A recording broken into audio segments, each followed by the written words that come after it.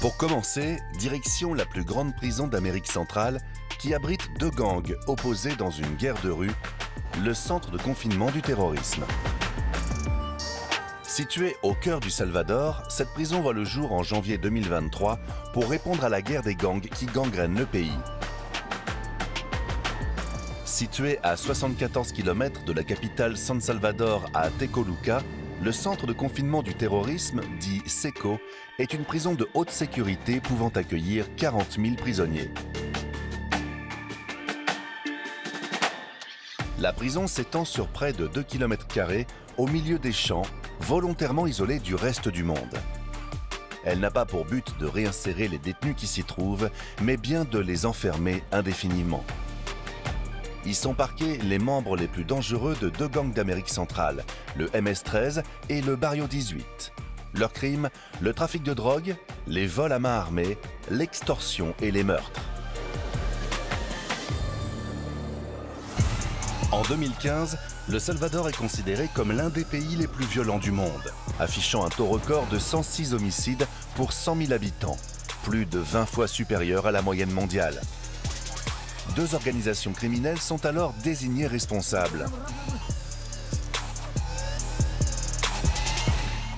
Durant la guerre civile qui agite le Salvador dans les années 80, de nombreux Salvadoriens fuient leur pays et trouvent refuge à Los Angeles.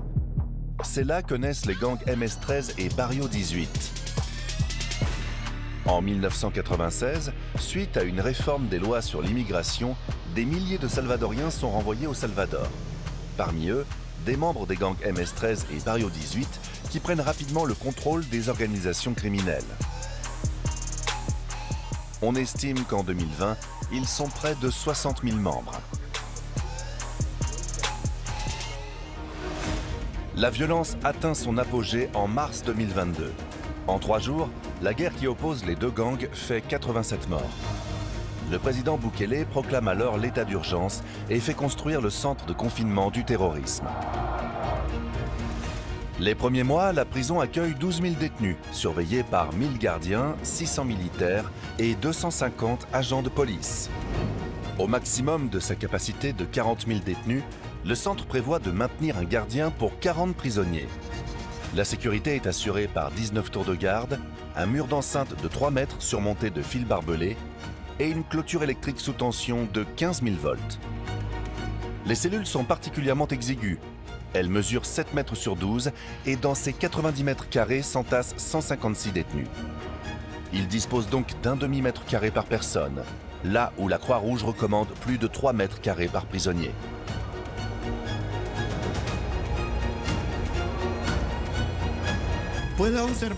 Ils ont un lit en béton, un bidon d'eau et des toilettes.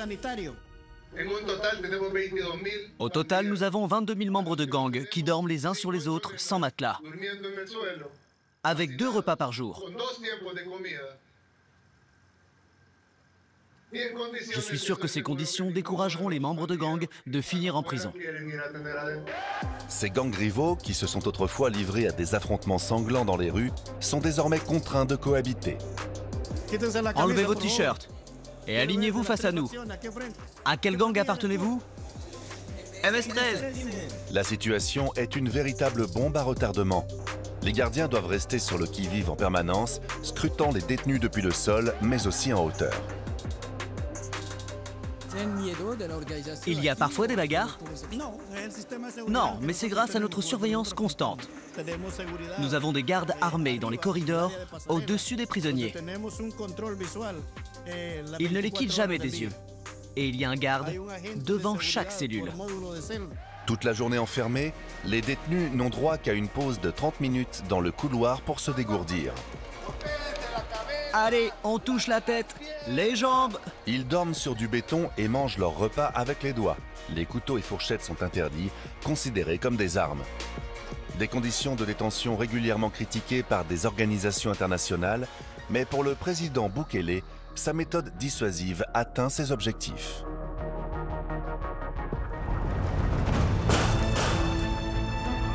De 2015, où le pays affichait le triste nombre de 106 meurtres pour 100 000 habitants, en moins de 10 ans, en 2024, le nombre d'homicides a chuté à 2 pour 100 000 habitants. Des chiffres communiqués par le gouvernement. Mais quelle que soit la réalité, le SECO, aussi efficace qu'il est, reste une prison dangereuse, où mieux vaut ne pas se retrouver.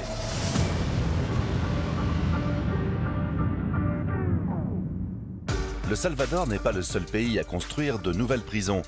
Les États-Unis répondent aussi à l'augmentation de la criminalité en créant des établissements de très haute sécurité.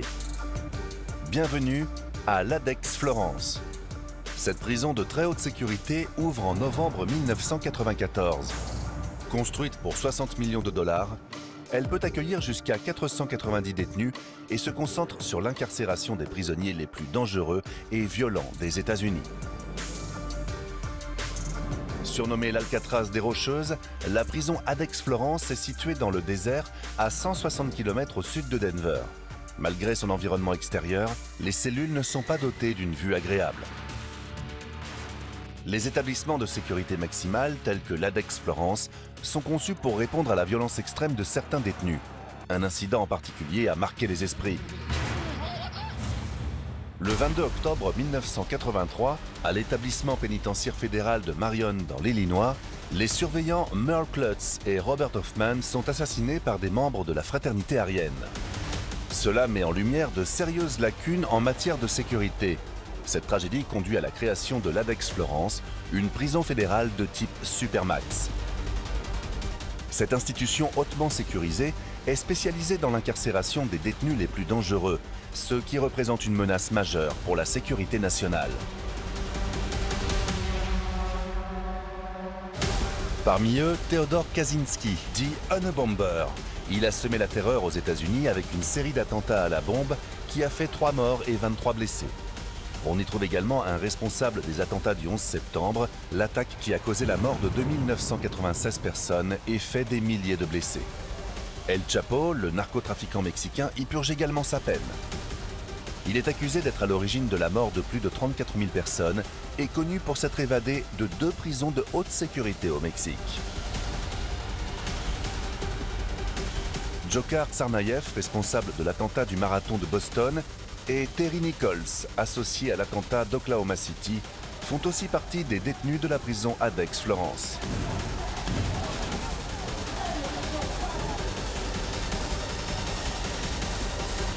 ADEX Florence est doté de plusieurs niveaux de sécurité répartis sur ses 6 unités. Le périmètre est protégé par des clôtures de barbelés de 3,70 m avec capteur de pression pour alerter les gardes armés. Les dispositifs de sécurité incluent des miradors, des tireurs d'élite, des chiens d'attaque et des détecteurs de mouvement, assurant une surveillance rigoureuse de la zone. Et les mesures de sécurité ne s'arrêtent pas là. Les cellules, insonorisées, empêchent toute communication entre détenus. Elles sont exiguës, mesurant seulement 3,50 m par 2 m. Elles sont équipées d'un lavabo, de toilettes, d'un bureau en béton, d'un tabouret et d'un lit.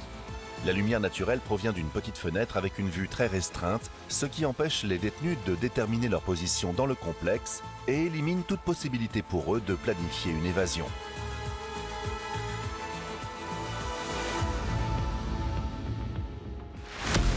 ADEX Florence incarne parfaitement le concept de prison Supermax. Conçu pour accueillir les détenus les plus dangereux au monde, tout y est mis en œuvre pour éviter les évasions. Le niveau de sécurité y est si élevé qu'il n'est pas étonnant qu'ADEX Florence soit souvent décrite comme inviolable.